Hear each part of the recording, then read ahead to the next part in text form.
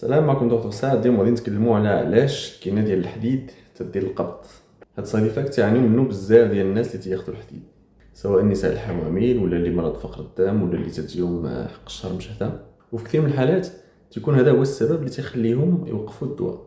الحديد واحد المعدن تكلمنا عليه شويه في الفيديو اللي فات، اللي الجسم ديالنا محتاجو في مجموعه ديال العمليات، في المناعه، في الطاقه، في انتاج الحمض النووي، في الشعر، في الجلد، في الاظافر. عنده استعمالات عديده. فيمكن نقولوا انه معدن اللي نوعا ما نفيس بالنسبه للجسم ديالنا، اللي تيحاول ما امكن انه يحافظ عليه وما يضيعوش.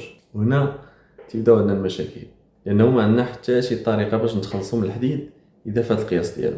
الحل الوحيد باش نقصوا من الحديد هو نقصوا من الدم. وهذا هو العلاج ديال الناس اللي مرض بالهيموكروماتوسيس، واحد المرض وراثي في الجسم تيكون عنده فائض من الحديد، وداك الحديد تيبدا يترصف في بعض البلايص اللي ما خصوش يكون فيها، بحال القلب، الكبده، البنكرياس، وهادشي تيسبب بزاف المشاكل. نقدروا نتكلموا على الهيموكروماتوسيس مستقبلا اذا بغيتوا، قولوا لي في التعليق. طيب، هاد المشاكل ديال الجهاز الهضمي اللي تديرهم لينا كيما الحديد راجعين اساسا لطبيعه المعدن. الحديد تيصدي، الجسم ديالنا تيمتص تقريبا 10 حتى ل 20% من الحديد اللي تناكلو. هاد النسبه كتختلف من شخص الى اخر على حساب الاحتياج كل واحد. هذا يعني ان 80 حتى ل 90% ديال الحديد اللي تناكلو ما تستافدوش منه، زياده على انه كاينه بلاصه واحده في المصران فين تيتمتص الحديد.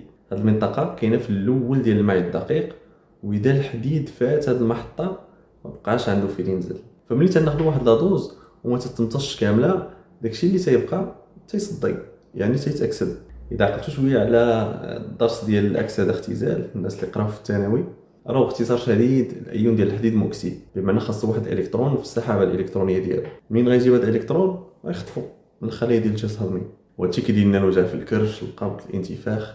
فباش نتفاداو هاد الامور، الدراسات الاخيره تقول انه من الاحسن ناخذ ما بين 40 و 60 ملغ في النهار. هذيك المعادله ديال 2 ملغ كيلو باغ جور مابقاتش خدامه، او ناخذو نهار نهار لا، باش يكون الامتصاص اكثر والتاثير ديالو خفيف على الجهاز الهضمي. وكذلك ناخذ معه واحد مضاد الاكسده قوي اللي تنعرفوه كاملين، هو الفيتامين سي. لذلك تسمعوا ان الفيتامين سي تساعد على الامتصاص ديال الحديد في الامعاء. شاركوا هذا الفيديو مع الناس اللي تياخذوا الحديد اذا استفدتوا منه، وتابعونا باش يوصلوكم معلومات صحيه كل اسبوع.